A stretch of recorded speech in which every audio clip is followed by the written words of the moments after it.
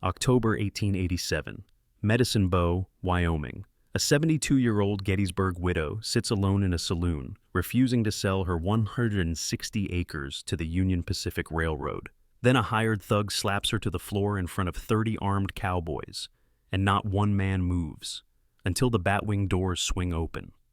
A tall cowboy in a black Stetson and blood-red sash steps in, a big German shepherd at his heel, and the temperature in the room drops 10 degrees.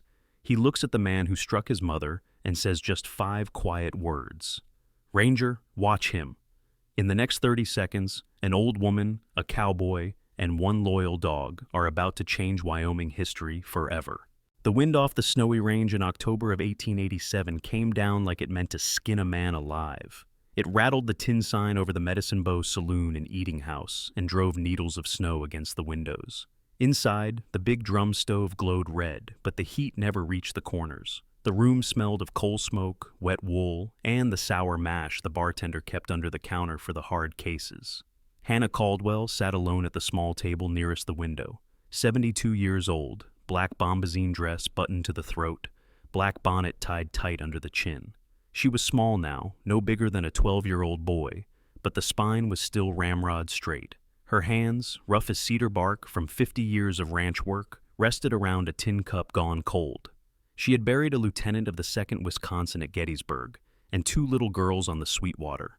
What was left to her was 160 acres of river grass and a pride no winter had ever broken. At the bar leaned Silas, Big Cy McTavish, thick through the chest and belly, beard greasy and red-veined face shining with sweat despite the cold. Once a guard at Camp Douglas, now hired muscle for the Union Pacific Land Office. His small eyes were fixed on the old woman. Half a dozen cowhands stood farther down the plank, heads lowered over their coffee. They knew who paid Big C's wages. Harlan Greer sat at the back faro table, in a black broadcloth suit and planter's hat. Thin, dark, soft white hands folded around a china cup. 43, Virginia voice, green dollar eyes. He watched the room the way a card sharp watches a mark. Big C pushed away from the bar and crossed the floor, boots thudding. His shadow swallowed Hannah's table. "Morning, Widow Caldwell. Still stubborn about that quarter section?" Hannah looked up slow. "Morning, Mr. McTavish. The land is not for sale. Mr. Greer's offer is cash on the barrelhead. More money than you'll see in 10 lifetimes. I told Mr. Greer the same as I'm telling you. My husband and my girls are planted there. I aim to join them. It ain't for sale." Greer's soft voice drifted from the back. "Silas, the lady seems to need convincing." The room went dead still. Big C's hand came up open and fast. The slap cracked like a bullwhip. Hannah's head snapped sideways. The tin cup spun from her fingers and clattered across the floorboards. She toppled from the chair, bonnet askew, one gloved hand catching the table edge. A thin line of blood showed at the corner of her mouth. For 3 heartbeats, no one breathed. Molly O'Connor, 19, red curls escaping her kerchief, stood behind the counter with a tray pressed to her chest. Her right hand had slipped into her apron pocket and closed around the brass cylinder of the new Edison recorder she had bought from a traveling salesman. The wax cylinder was still turning. It had caught every word, and the slap loud as a gunshot. At the worm, batwing doors and Englishman in tweed lowered his big view camera half a second too late. Percy Langford, correspondent for Harper's Weekly, had just exposed a dry plate that would ride the cars to Chicago and be on front pages from Denver to Boston within the week. Big C wiped his hand on his coat and grinned. "Tell your wandering boy the price just dropped again, old woman." He turned back to the bar, shoulders rolling, certain he owned the morning. The doors banged open a second time. Cole Caldwell stepped across the threshold, and the temperature seemed to fall another 10 degrees. 38, tall, raw-boned, face burned dark by 20 years of Texas to Montana trails. Black Stetson sweat-stained and creased, long duster coat white with snow, red trail sash knotted at the waist, walnut-stocked Colt Peacemaker riding low on his right thigh. 2 days of black beard shadowed his jaw. At his left heel walked Ranger, big black and tan German shepherd, ears pricked, yellow eyes locked on Big Cy with the flat stare of something that had pulled down wolves for sport. Cole took in the overturned chair, the coffee on the floor, the blood on his mother's lip. His voice came low and even. "Ranger, watch him." The shepherd moved like spilled ink, silent, placing himself between Hannah and the big man. A growl rolled out of his chest, deep enough to rattle the bottles behind the bar. Cole crossed the room in 5 slow strides, knelt, lifted his mother to her feet as gentle as lifting a child. His thumb brushed the blood from her lip. "You put hands on my mother." Big C tried to laugh. It came out strangled.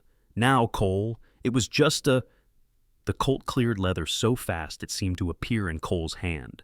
6 inches of blued steel stopped 2 inches from Big Si's forehead, hammer already back. "I wasn't asking." Greer's teacup froze halfway into his mouth. The cowhands found sudden interest in their boots. Molly's knuckles went white around the recorder. Percy Langford's shutter clicked again. Cole eased the hammer down, slid the revolver home, and straightened Hannah's bonnet. "You hurt bad, Ma?" "Only my pride, son." Cole offered his arm. Ranger backed 2 precise steps, never taking his eyes off Big Si. Together, the 3 of them walked out past the frozen faces, past Greer's pale smile, into the cold, white sunlight. The door swung shut behind them. Inside the saloon, no one spoke for a long, long time. Outside, the wind kept blowing, carrying the news that something in Wyoming had just changed forever. The Caldwell Ranch lay 6 miles south of Medicine Bow, a low log house hugging the inside bend of the Sweetwater, cottonwoods crowding thick along the water, like old friends keeping watch. Snow had started again by the time Cole turned the buggy into the last half mile, big, lazy flakes that stuck to the horse's manes and to the brim of his Stetson. Hannah sat beside him, wrapped in a buffalo robe, cheeks swollen purple, eyes fixed straight ahead. She had not said 10 words since they left town. Cole set the brake, handed her down, and carried her across the threshold the way a man carries a bride, though she weighed less than a yearling calf now. Ranger shook snow from his coat and followed, nails clicking on the puncheon floor. The house smelled of pine smoke and dried sage. Cole settled his mother in the rocking chair by the stove, poured coffee thick as axle grease, and waited. After a while, Hannah spoke, voice thin but steady. "Your father would have killed that man on the spot." Cole leaned against the mantel, thumbs hooked in his cartridge belt. "Pa's been dead 22 years, Ma. If I'd shot Silas in the saloon, Greer would own this place before the body cooled. Sheriff Willard would call it murder, the judge he bought would hang me, and the railroad would send flowers to the funeral. No, ma'am, we do this different." Hannah rocked once. "Different how?" Cole's pale eyes glinted. "We make the ones who hang them." He stepped outside to grain the horses. The snow had stopped. The sky was iron gray and low. Ranger sat on the porch, nose lifted to the wind. Cole scratched the dog's ears. "Tomorrow, the whole country's gonna know what happened in that saloon. And they're gonna be mad as hell." 3 nights later, the temperature dropped hard and the wind came up again, moaning around the eaves like a lost soul. Cole was banking the stove when Ranger rose from his quilt, hackles up, a growl rumbling low. Cole killed the lamp and moved to the window. Headlights of a lantern light bobbed along the north fence. A single rider, horse walking slow so the snow would muffle the hooves. Cole slipped on his coat, took the Winchester down from its pegs, and stepped onto the porch. Ranger pressed against his left leg. The rider stopped 20 yards out, raised both hands to show it was empty, then dismounted and led the horse the rest of the way. Moonlight showed a woman in a dark cloak and wool scarf, riding astride like a man. Cole leveled the rifle. "That's far enough." The woman pushed the scarf down. Moonlight caught a pale, frightened face framed by gray-streaked hair pulled into a bun. "Mr. Caldwell, I'm Abigail Willard. I need to speak to Ms. Hannah. Alone, if I may." Cole studied her a long moment, then lowered the rifle and whistled once. Ranger relaxed but stayed close. Cole opened the door. "Ma, company." Hannah came to the doorway in her nightdress and shawl, holding the old Remington revolving shotgun her husband had carried through the war. She took one look at the visitor and the shotgun came down. "Abigail, child, come in out of the cold." They sat at the kitchen table while Cole stayed by the stove, silent. Abigail's hands shook as she unwrapped a bulky package done up in a flour sack towel. Inside were 2 ledger books bound in black leather, a thick bundle of letters tied with red ribbon, and a smaller packet of bank drafts made out to cash. "My husband's records," Abigail said, voice barely above a whisper. "Every dollar Tom took from the Union Pacific, every forged deed, every letter from Harlan Greer promising him a bonus when your land was signed over." I took them from the safe tonight while he slept. Hannah's bruised face hardened. Why? Abigail looked at her bruised cheek, and her eyes filled. Because my father was a preacher, ma'am. He taught me right from wrong. And because when I heard what Silas did to you in front of the whole town, something in me broke. I won't be married to that kind of shame anymore. Cole spoke plain. Cole stepped forward and opened the top ledger. Columns of figures in Sheriff Willard's crabbed hand. Dates, amounts, the initials HG beside every entry. He whistled low. This'll hang them all. Abigail nodded. There's more. Tomorrow morning Greer is sending men to burn your barn. Tom bragged about it at supper. Said once the place is ashes, you'll sign quick enough. Hannah reached across the table and took the younger woman's cold hands in her own gnarled ones. You ride careful going home, child, and if Tom lifts a hand to you, you come straight here. This door stays open. Abigail stood, pulled her cloak tight. I won't be going back. I'll be on the morning stage east, but I slept better tonight than I have in 10 years. Cole walked her to her horse. When she was mounted, he spoke soft. Much obliged, ma'am. She looked down at him, eyes fierce. Tell your mother the women of Wyoming are praying for her, and tell Silas McTavish the next hand he raises against a widow will be the last thing he ever does on this earth. She wheeled the horse and disappeared into the dark. Cole stood listening until the hoofbeats faded, then turned to the house. Hannah was already wrapping the evidence in oilskin. Tomorrow, Cole said, we ride for the telegraph office at dawn. These books are going to Washington. Hannah nodded once. And Ranger keeps watch tonight. Cole barred the door, banked the fire high, and set the ledgers on the table beside the lamp. Ranger took his place in front of the stove, yellow eyes reflecting the flames like twin lanterns. Outside, the wind kept blowing, but inside the little log house on the Sweetwater, something new had been born. Proof, and the beginning of the end for every man who thought a widow's land could be taken by a slap and a threat. Cole was in the saddle before the first gray showed in the east. Snow had quit sometime after midnight, leaving the world scoured clean and bitter cold. He rode the big iron gray gelding, Winchester in the scabbard, oilskin-wrapped package lashed tight behind the cantle. Ranger loped ahead, breaking trail, black plume of a tail the only thing moving on the white plain. 25 miles to the railhead at Rock Creek. He made it by noon, horse-lathered and blowing steam. The telegraph office was a boxcar siding next to the water tank. The operator, a one-armed veteran named Pritchard who had lost the other arm at Antietam, looked up when Cole slapped the package on the counter. 2 messages, collect, and a thick envelope to go east on the first passenger train. Pritchard's good eye widened when he saw the address on the envelope. Honorable Isaac Parker, United States District Judge, Fort Smith, Arkansas. Care of Captain Amos Whitaker, Fort Russell, Wyoming Territory. Cole slid a $20 gold piece across the plank. Keep the change if these wires fly fast and quiet. Pritchard grinned around his cigar. They'll fly, cowboy. First wire, to Captain Whitaker, 9th Cavalry, Fort Russell. Widow Caldwell, assaulted by Union Pacific agent. Stop. Evidence of fraud and bribery enclosed. Stop. Request. Federal Marshal and troops stop. Cole Caldwell. Second wire. To the Attorney General of the United States, Washington City.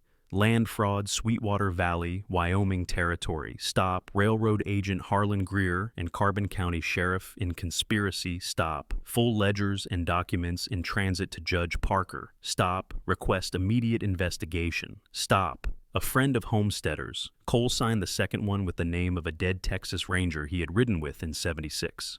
Let them wonder. He watched Pritchard's finger dance on the key until the last dot dash clicked out.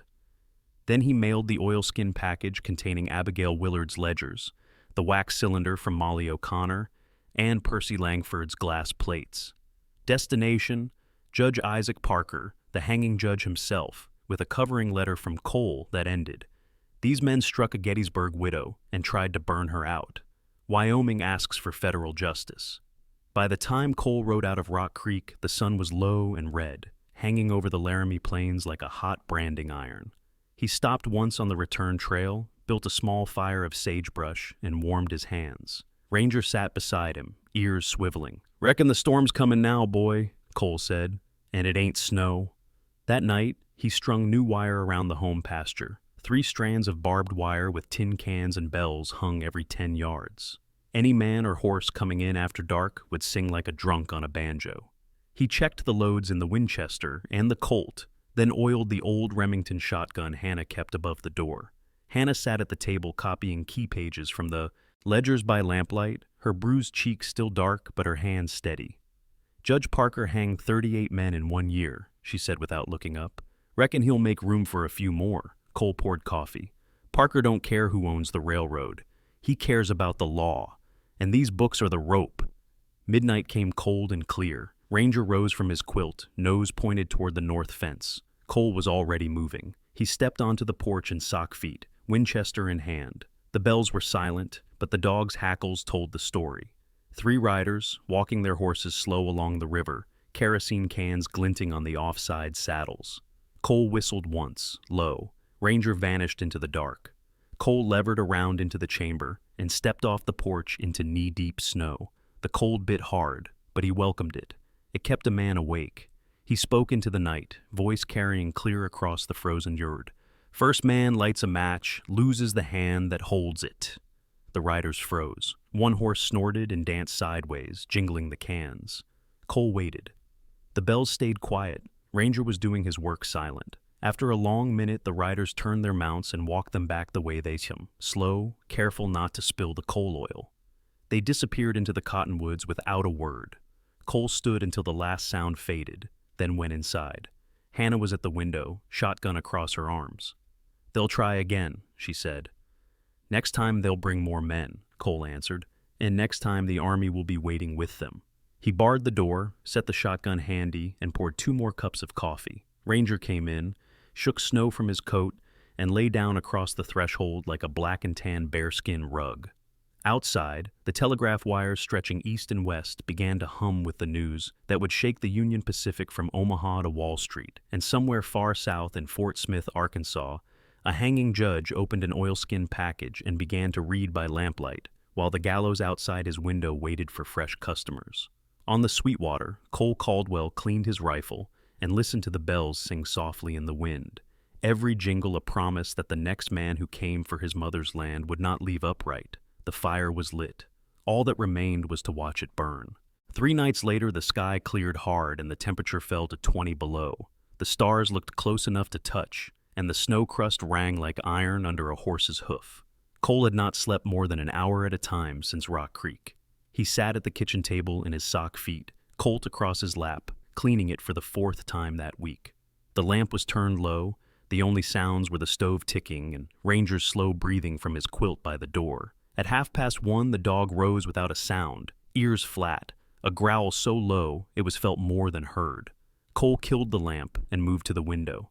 Moonlight poured across the yard like milk. Tracks showed fresh along the north fence. 5 riders walking single file, leading their horses so the bells would not sing. Cole slipped on boots and coat, took the Winchester, and touched Hannah's shoulder as he passed her room.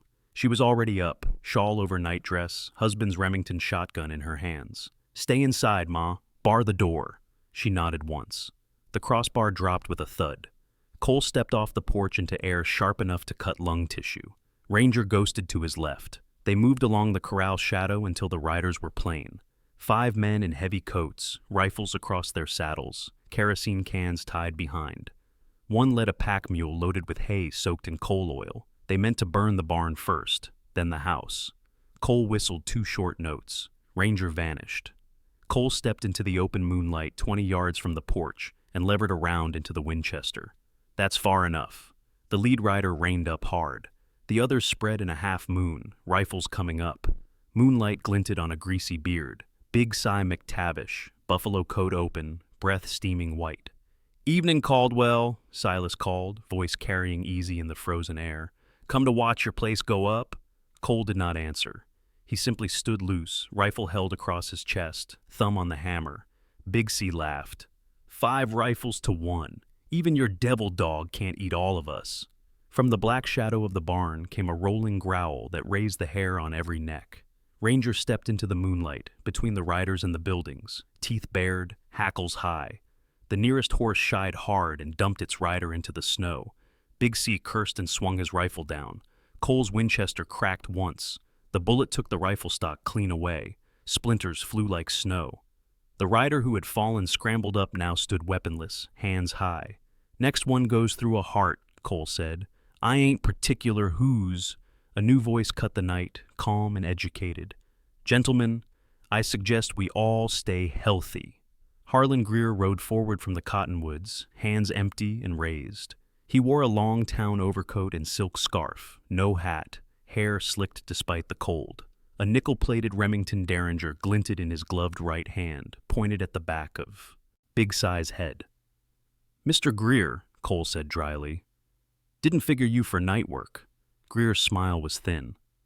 I came to deliver a final offer, Mr. Caldwell.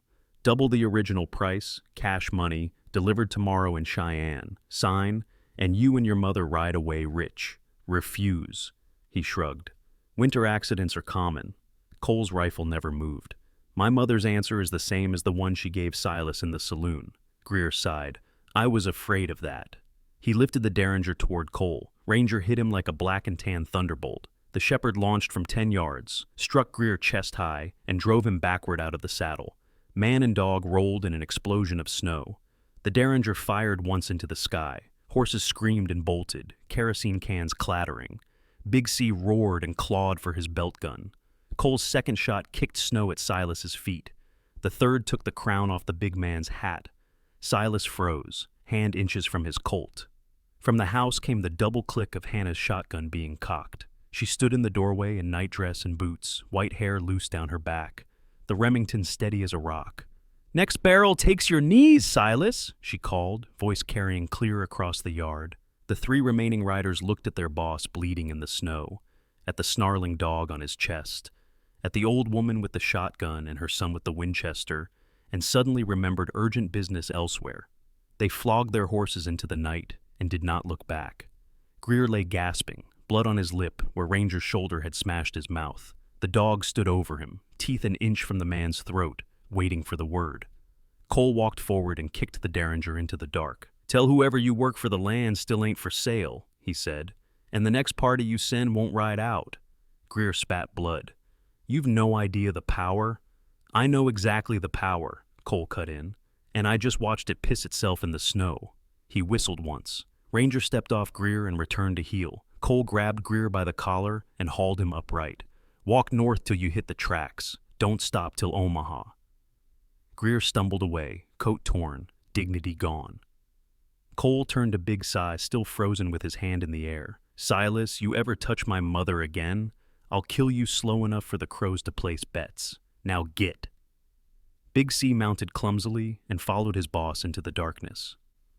Cole stood in the snow until the hoofbeats died, then turned to the house. Hannah lowered the shotgun and let out a long breath that steamed white. They'll send soldiers next, she said. Cole nodded. Blue coats with warrants. That's a different dance. He put an arm around her shoulders and steered her inside. Come morning, we ride for Fort Russell. Time the United States Army earned its pay. Ranger shook snow from his coat and followed, tail wagging once. Job done. Outside, the kerosene cans lay spilled and frozen in the yard, and the wind began to moan again across the open range, carrying word that the Caldwells were still holding, and that some men in Wyoming had just run out of nights to ride. They came at first light, 30 riders strong, moving down the frozen Medicine Bow Road like a blue-black wave. 20 troopers of the 9th Cavalry, buffalo soldiers in greatcoats and buffalo caps, carbines across their saddles, sabers rattling.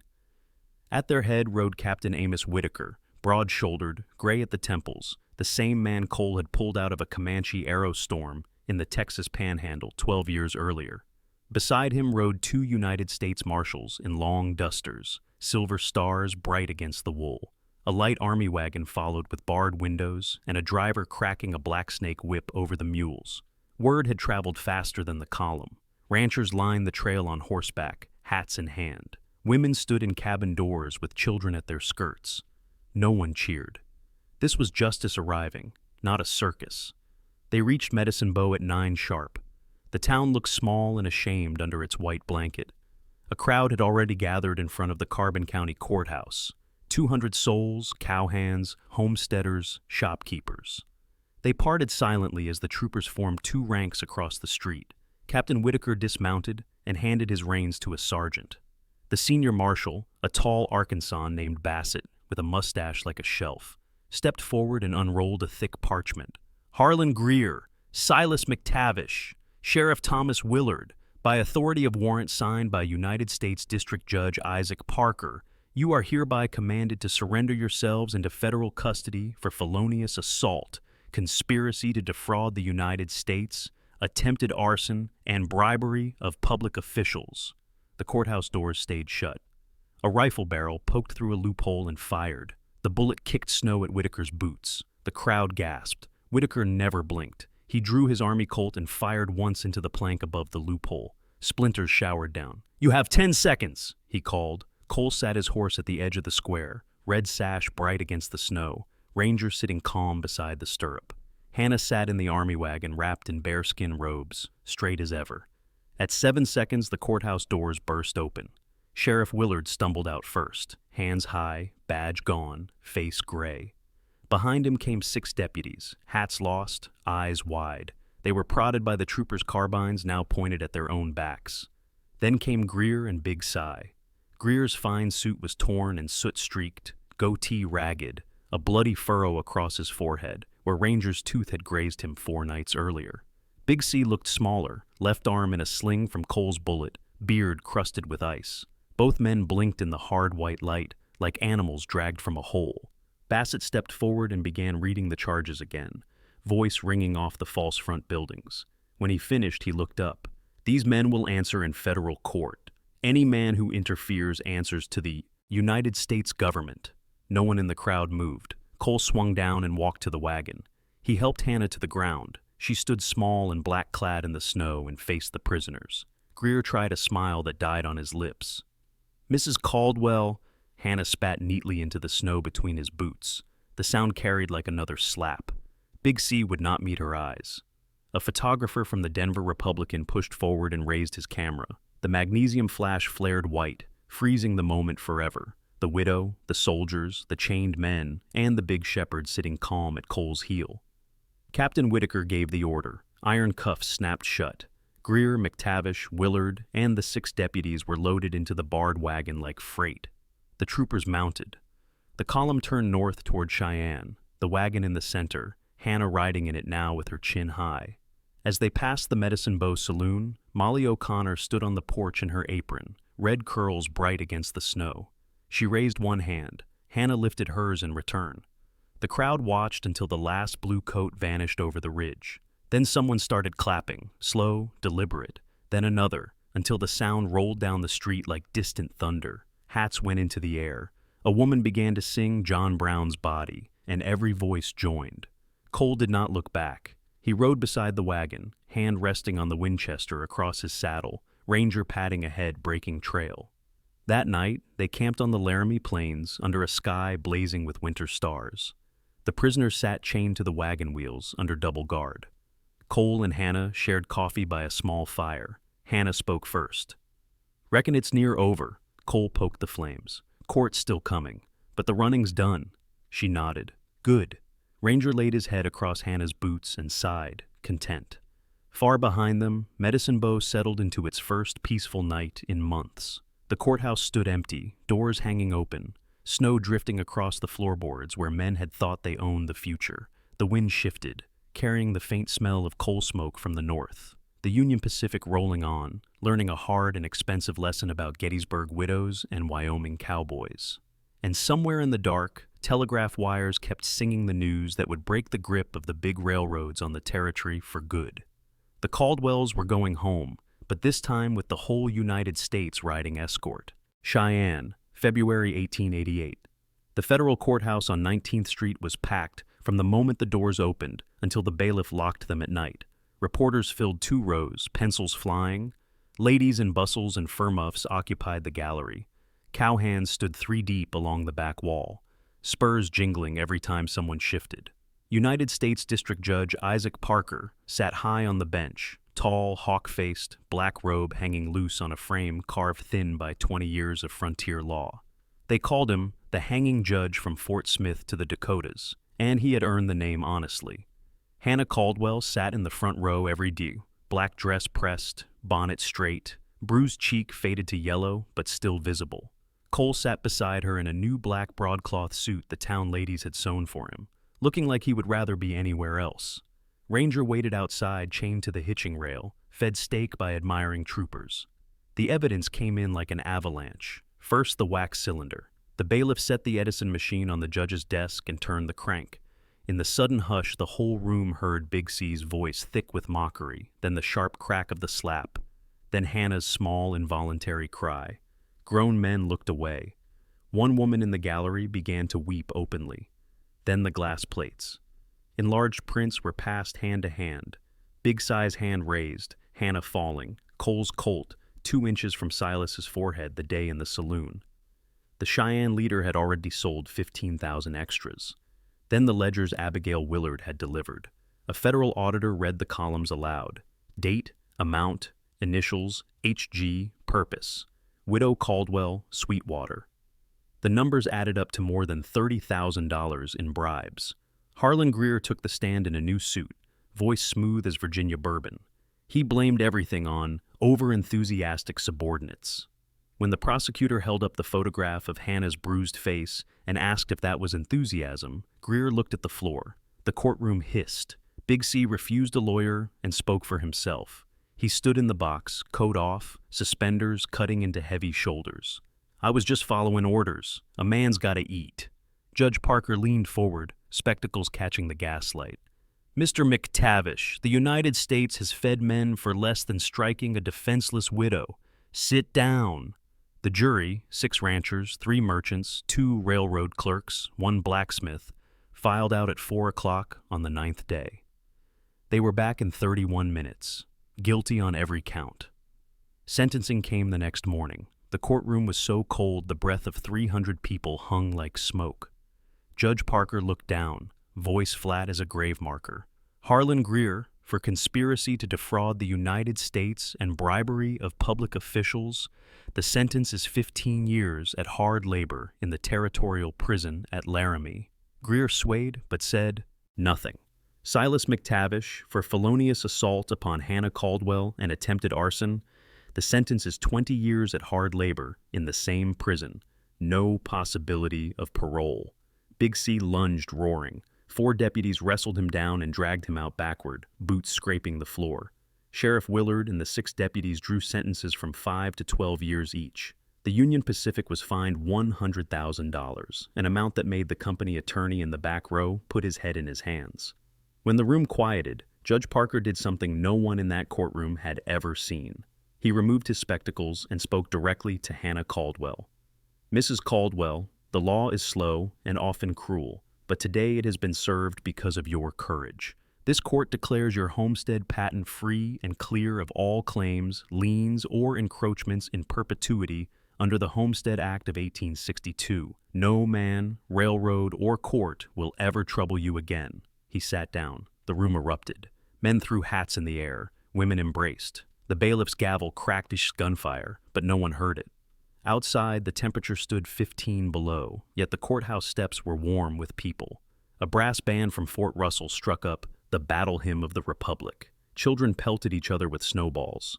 Cole helped his mother down the steps. Ranger met them with a short bark and tried to wash Hannah's face. She laughed, the first time Cole had heard that sound since Gettysburg. A delegation of women in black waited at the bottom. One stepped forward, tall, iron-gray hair, wife of the territorial governor. Mrs. Caldwell, the women of Wyoming present you this. She handed over a parchment sealed with red wax and blue ribbon. Hannah read aloud, voice carrying clear in the cold. Be it known that the quarter section on the Sweetwater River, homestead of Hannah Caldwell, is hereby confirmed forever to her and her heirs by order of the United States District Court. The women cheered. Someone fired a Colt into the air. Ranger sat and howled once, long and satisfied. That afternoon, the Caldwells took the southbound stage out of Cheyenne, just the 2 of them and the dog. Cole had refused every offer, marshal's badge, speaking tour, land office job. He shook Captain Whitaker's hand, saluted the Buffalo soldiers, and climbed aboard. As the stage rolled south under a sky full of hard winter stars, Hannah leaned her head on her son's shoulder. It's finished, son. Cole looked out at the dark plains sliding past. Long as we draw breath, Ma, it's held. Ranger, riding between them with his head on Cole's knee, thumped his tail once against the floorboards. The stage rolled on through the night, iron tires ringing on frozen ruts, carrying a widow, a cowboy, and a dog, back to a small ranch on the Sweetwater, where the grass would grow green again come spring, and where no man would ever again raise his hand against Hannah Caldwell and live to tell it. Behind them, Cheyenne's lights faded into the dark, and the long, cold, honest peace of the high plains settled back over the land like new snow. The morning after the verdict, Cheyenne woke to a sky the color of fresh-washed tin and a wind that still carried teeth. The courthouse steps were already crowded, newspaper reporters, ladies with petitions, ranchers who had ridden all night to shake Cole Caldwell's hand, and a delegation of town fathers in beaver hats and long overcoats. Cole and Hannah came down the Inter-Ocean Hotel steps at 9 sharp. Cole wore his old trail coat and red sash.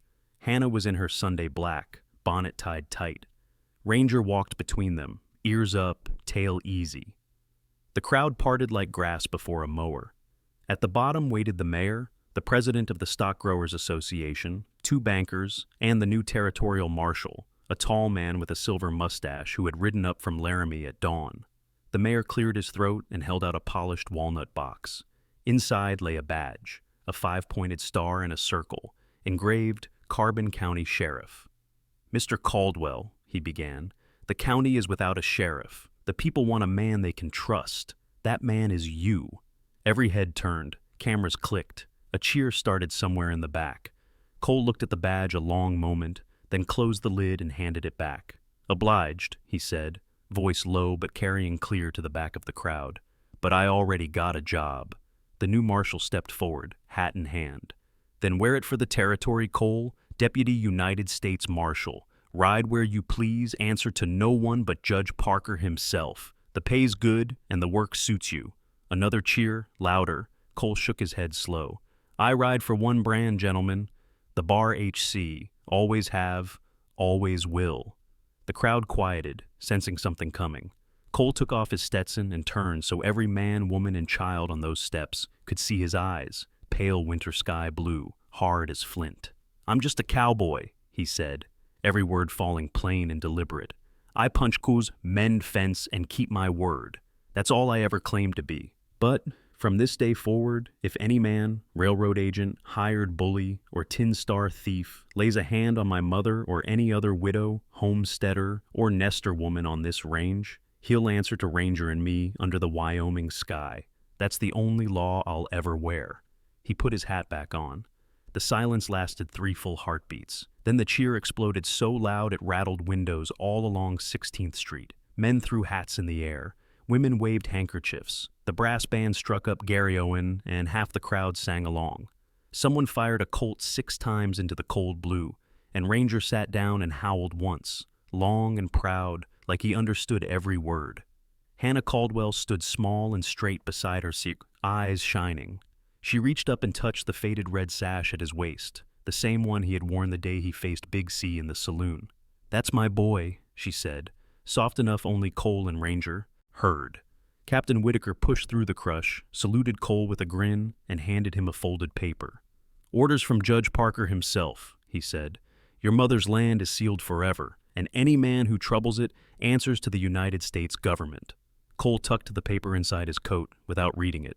"Much obliged, Captain, but the land was held long before the government got here, and it'll be held long after."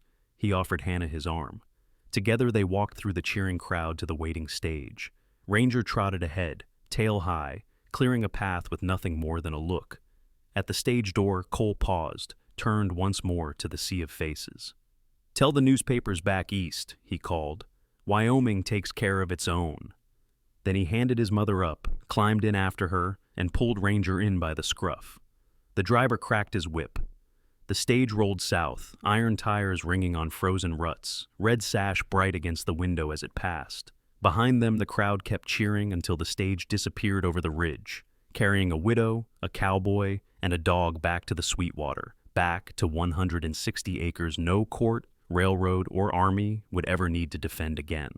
The offer had been made, the offer had been refused, and every man on those courthouse steps knew they had just seen the last of the old-time cowboys ride away with his head high and his own law written plain on his face. Wyoming would tell the story for 100 years. Spring 1888 came in like a repentant sinner, slow, muddy, and grateful to be alive. The Sweetwater ran bankfull for weeks, carrying off the last of the winter's anger. Meadowlarks returned before the snow was gone from the north slopes, and the grass on the Caldwell quarter section shot up thick and green enough to hide a calf. Cole rebuilt the corral with fresh lodgepole, rebranded the 30-odd calves that had survived the railroad scare, and strung 3 strands of barbed wire along the river section, just enough to keep the railroad surveyors honest. The rest he left open. Some things were meant to stay free. Hannah planted her garden the week the jury came in at Cheyenne: peas, onions, potatoes, and a long row of hollyhocks against the south wall, the way her mother had done in Illinois before the war. She never spoke of Greer or McTavish again. Once a year, the Laramie paper printed a line: "Prisoner Silas McTavish, serving 20, reported quiet." That was all. 1890. Cole bought his first Hereford bull with money the Stock Growers Association tried to give him as a thank you. He sent the check back with a short note: "Caldwell's pay their own way." The bull's calves threw white faces and good weight. 1892. A traveling preacher held a baptism in the Sweetwater on a Sunday in July. The whole valley turned out. Hannah went down into the water in her old black dress and came up laughing like a girl. Cole stood on the bank with his hat in his hand and felt something loosen inside his chest that had been knotted since he was 18. 1894. Ranger grew gray around the muzzle. His hips stiffened on cold mornings. Cole carried him up the porch steps the last winter and laid an extra quilt by the stove. In April, the old dog walked out into the home pasture at sunrise, lay down beneath the big cottonwood on the hill, and did not rise again. Cole buried him on the little rise beside Elijah Caldwell and the 2 girls, facing west. He carved no stone, only the outline of a shepherd into the cottonwood bark with his skinning knife. The scar healed over the years, but it never disappeared. 1896. Wyoming gave women the vote. Hannah Caldwell, 79 years old, rode 8 miles to Medicine Bow in a borrowed buggy and cast the first ballot of her life for a governor who promised to keep the big cattle companies in check. The newspaper ran her picture: small black figure, straight back, eyes steady. Caption: "The widow of Sweetwater votes." 1900. The century turned. Automobiles began to cough along the Lincoln Highway 20 miles south. But on the Sweetwater, the loudest sound was still the windmill creaking and the bawl of a calf for its mother. Cole, now 49, had silver in his mustache and the permanent squint of a man who had stared down too many bright horizons. He still wore the red trail sash, faded now to the color of old roses. 1903. A letter came from Laramie Prison, forwarded by the warden. It was from Harlan Greer, handwriting neat, even after 15 years of breaking rock. "Mr. Caldwell, I have learned that land is not taken by contracts, but held by character. I was wrong. I will die here, still wrong." H.G. Cole read it once, folded it, and slipped it between the pages of the family Bible without comment. 1906. Hannah took lung fever after Christmas. The doctor from Medicine Bow stayed 4 days. On the 5th morning, she called Cole to her bedside. "I'm going home, son. Bury me next to your father and the girls and old Ranger, and when your time comes, you lie right there, too. This ground has held us long enough." She died at sunrise with Cole's hand in hers and the first pale light coming through the frosted window. They buried her on a day so still the smoke from the chimney rose straight as a prayer. Half the territory came: ranchers, women who had voted because she showed them how, soldiers from Fort Russell in dress blues who fired 3 volleys and played taps that rolled down the valley like gentle thunder. Cole stood bareheaded in the cold until the last wagon turned away. That night, he sat on the porch with a new dog, Ranger 2, black and tan like his sire, and looked out over the quiet river. "We held, Ma," he said to the dark. "We held." Ranger 2 laid his head on Cole's boot and thumped his tail once, steady, certain, the same rhythm passed down since 1887. The years kept coming, slow and honest. Cole Caldwell lived on the Sweetwater place until the grass was green and the grass was brown 60 more times. He never wore a badge, never took a dollar he hadn't earned with his own hands, and never once let another man tell him where his fence line ended. Some things, once defended the hard way, stay defended forever. October 1931, 44 years after the slap in Medicine Bow, Cole Caldwell was 82, thin as a fence rail, skin the color and texture of old saddle leather. His mustache had gone snow in it now, and his hands trembled when he rolled a cigarette, but the back was still straight and the pale eyes still sharp. He rose every morning at 4, fed the horses, and walked the river fence even when the wind cut like a skinning knife. The world had changed beyond recognition.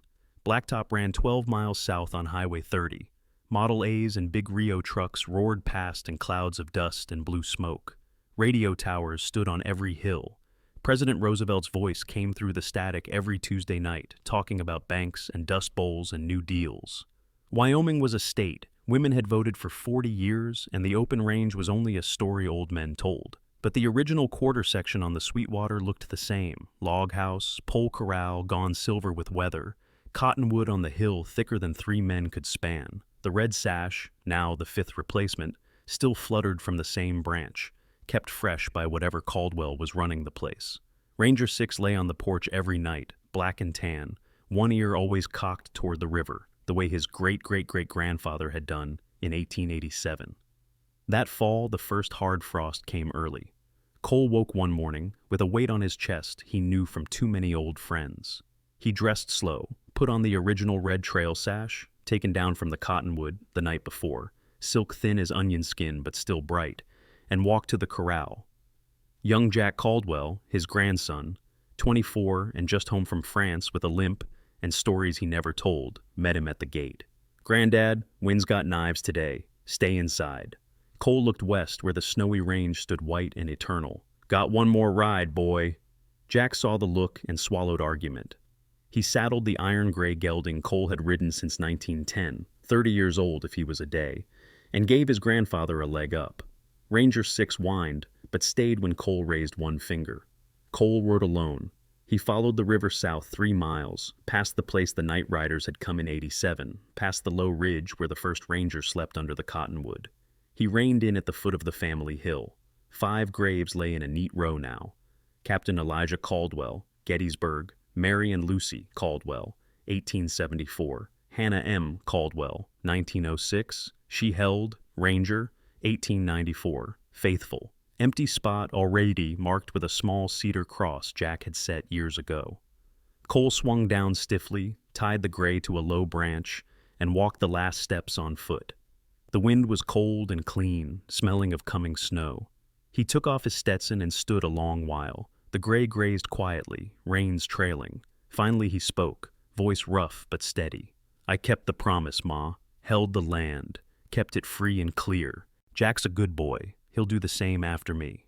He reached inside his coat and drew the old walnut-butted Colt he had carried since the Chisholm Trail days. Bluing worn to silver, grip smooth as river stone. He laid it gently on Hannah's grave, muzzle pointed west.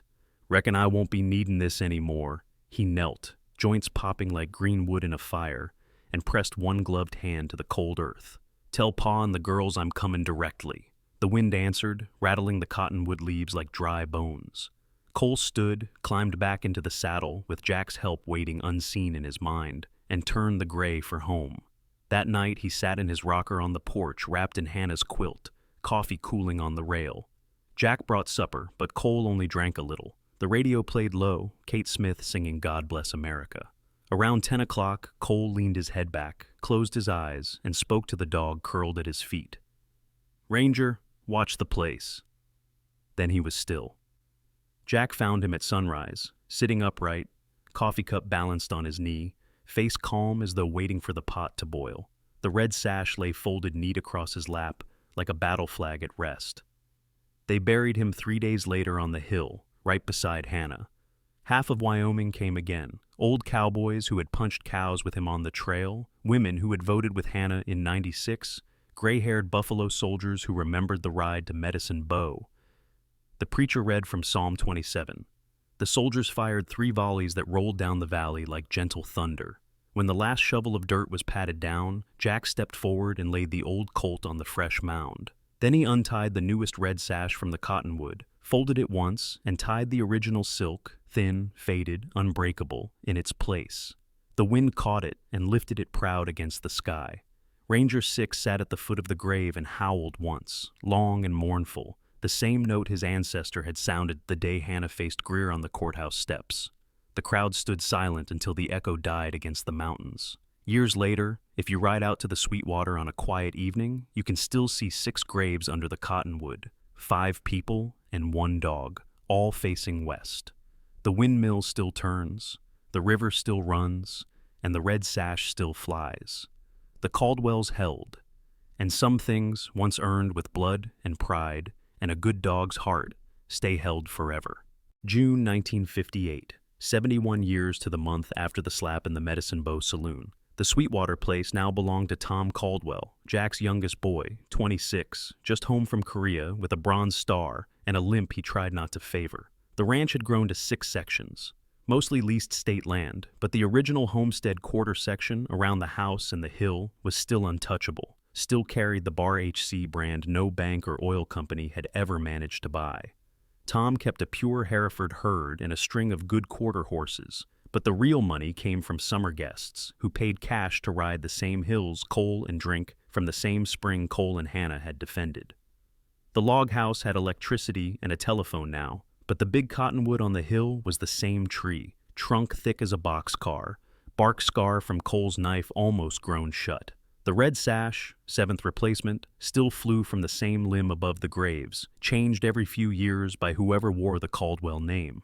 On the last Saturday in June, the ranch threw its yearly branding and barbecue. Half of Carbon County showed up. Pickups and horse trailers lined the river road for a mile. Children chased each other through the cottonwoods while their fathers drank cold beer and their grandmothers laid out potato salad and rhubarb pie on plank tables under the trees. Tom's wife Ruth, 8 months along with their first child, sat in the shade fanning herself.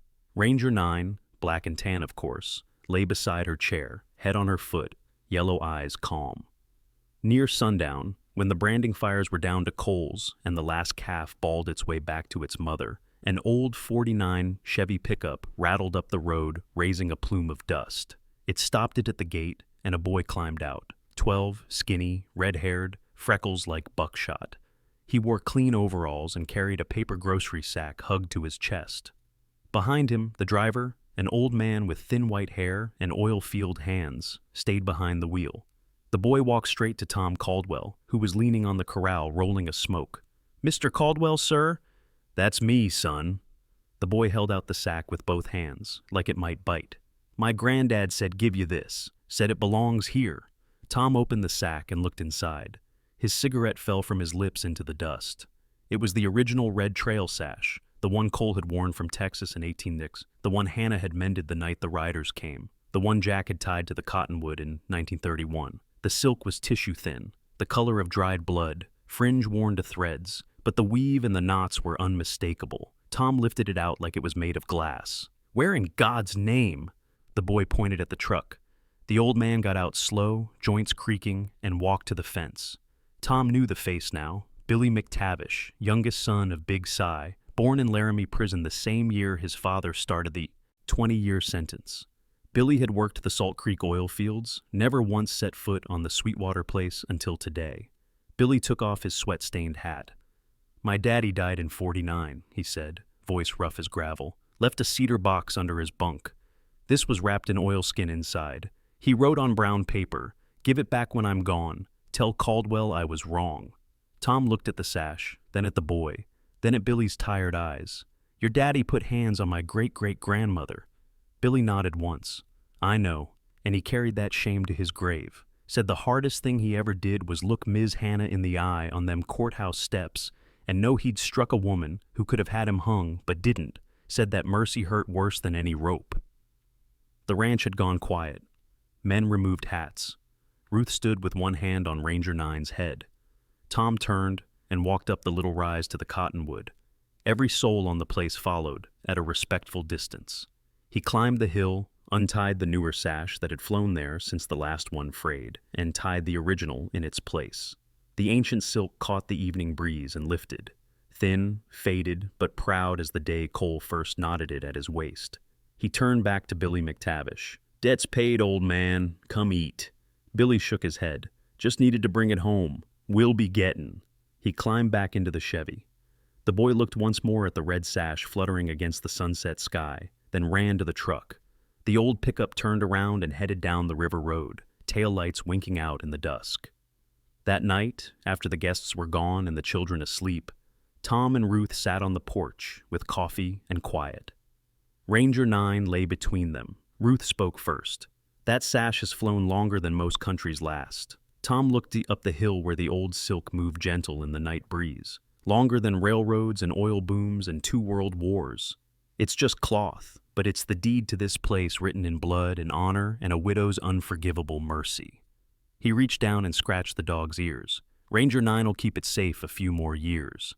The dog thumped his tail once, steady, certain, the same rhythm every ranger had used since 1887 to say all is well. Far off on the plains, a diesel freight whistled, long and lonely. The cottonwood leaves rustled, and for one brief moment, if you knew how to listen, you could hear the faint creak of old saddle leather and the soft breathing of a big shepherd, walking guard on ground that would never be sold. The Sweetwater flowed on, cold and clear, carrying 71 years downstream the way it always had, and high on the little rise, a red sash, old, frayed, unbreakable, kept its silent watch over 6 graves and every Caldwell who would ever draw breath on that quarter section of Wyoming dirt. Some debts take 3 generations to repay. Some mercies take longer to understand. But under the wide Wyoming sky, the circle closed at last. The Caldwells held, and the McTavishes finally slept. Out there under the wide Wyoming sky, one little 160-acre patch of dirt was never taken by money, never taken by bullets. It was held by the loyalty of a dog, by the iron spine of a widow, and by a forgiveness that took 4 generations to finish its work. That old red sash still flying from the cottonwood branch isn't just cloth anymore. It's one of God's quiet miracles. When ordinary people choose to stand tall, keep their word, and forgive instead of hate, He turns a quarter section of prairie into something no railroad, no army, and no time itself can ever take away. You and I each have our own quarter section today. Maybe it's your marriage, your children, your integrity, or just one promise you made when nobody was looking. Hold it the way the Caldwells held theirs. Hold it with honor, and God will make it last forever. If this story stirred something in your heart, do these 3 small things. Share it with someone who needs courage today. Drop a comment below and tell us what piece of ground you're standing on in your own life. Hit that subscribe button so we can keep telling stories of faithfulness and everyday miracles together. May the good Lord keep you, the same one who watched over a widow, a cowboy, and a shepherd dog for 71 Wyoming winters. Keep you, keep your family, and keep the ground He has given you to defend. God bless you, and God bless the ground you stand on. See you on the next trail, partner.